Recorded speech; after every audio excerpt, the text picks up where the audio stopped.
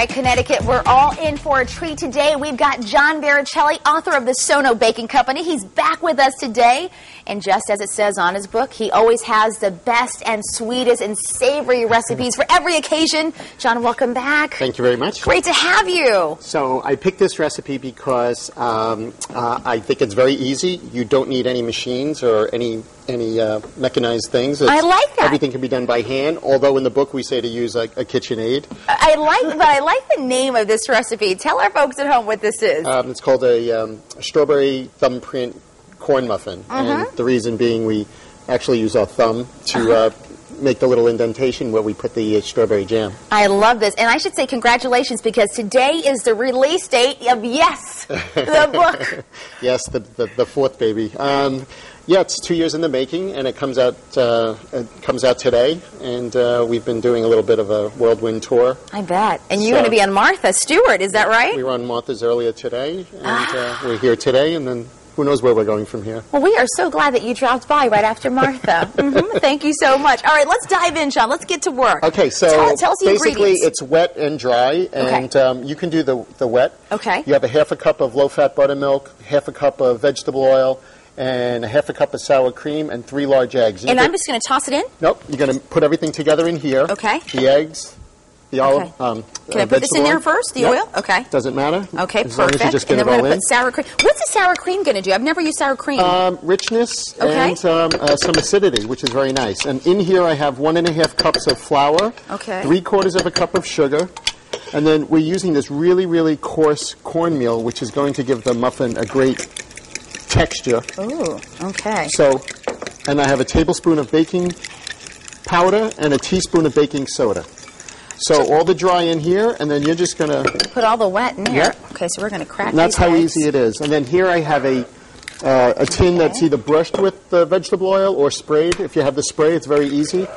Now, you say there's a certain trick that you like to use when you're making your corn muffins, or just any muffin, I would assume, right? Well, yes. I don't like to use the papers here, although we do when we do it commercially. You know, at the bakery, we use the papers. But when I do it at home, or if I do it, we don't like to use the papers. You get this beautiful golden all the way on the outside. Yeah. And this is actually one of the tips in the book, that when the muffins come out of the oven, we just kind of tilt them onto their side so the heat is released and they don't become soggy. Otherwise, the steam gets trapped underneath. So we just turn them on their sides, then the heat gets released. Oh, you can go ahead and toss that in there? Yep, okay. right in the center. Perfect. Get it all in. Dump all that in.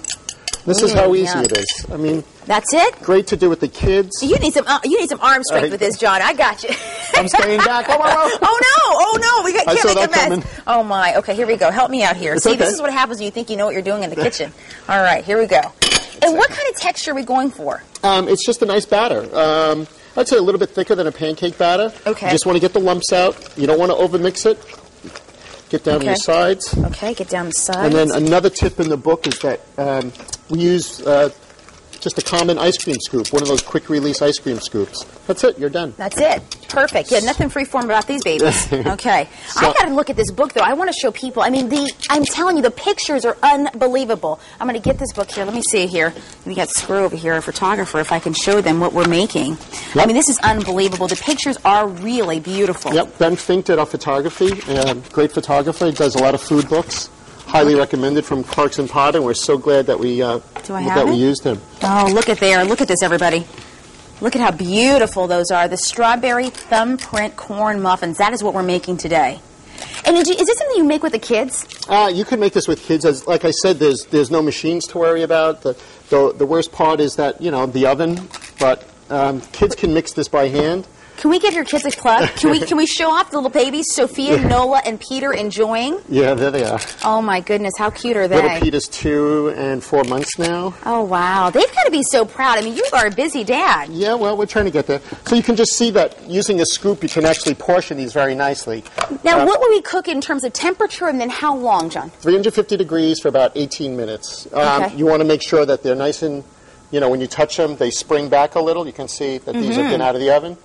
And then they're always going to be nice and golden brown on the outside, which is why we don't like to use those papers. Those papers kind of you know. They just take away from it, and we want something that looks like homemade and just yummy. So what do we do now? Well, this is the fun part. This is the fun part. Okay, so we're going to put our finger in it. Let's go ahead and dump our finger in there. If you want, you could just use your thumb. Oh, I like that. Hence oh, the my name. goodness.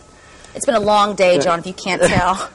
And then we always do the powdered sugar first. Why? So the strawberry jam really pops. If you put the powdered sugar on top of the strawberry jam, then it kind of gets a little cloudy looking.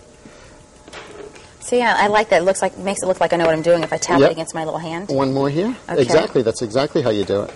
Oh my! And you can use as much of this as you like. Yeah. Okay, I'll let you go ahead and add that the little preserves And this here. is just a good quality store-bought jam. We make our own jam at the bakery, but for convenience sake. And you could even make a bigger hole. See, I'm thinking I need more preserves in there. As much as you want. There we go. It's about a teaspoon per. Hey, let's talk about your book signing because I don't want to forget about this. This is exciting. Tell us about that. Well, we have several of them. We're doing one at WSHU on the 18th, which is a Thursday night, over at Sacred Heart University. Wow. That's going to be a nice gathering. We're doing all the libraries locally in Fairfield. We're actually coming here to New Haven. We're doing the New Haven Library. And you know what we're doing, John? We're putting that information right here. Sono Baking Company Cookbook, book signing at Sacred Heart University right there in Fairfield, March 18th at 7 p.m. And if you want to try this, buy the book or come to our website. We're going to have this particular recipe on our website.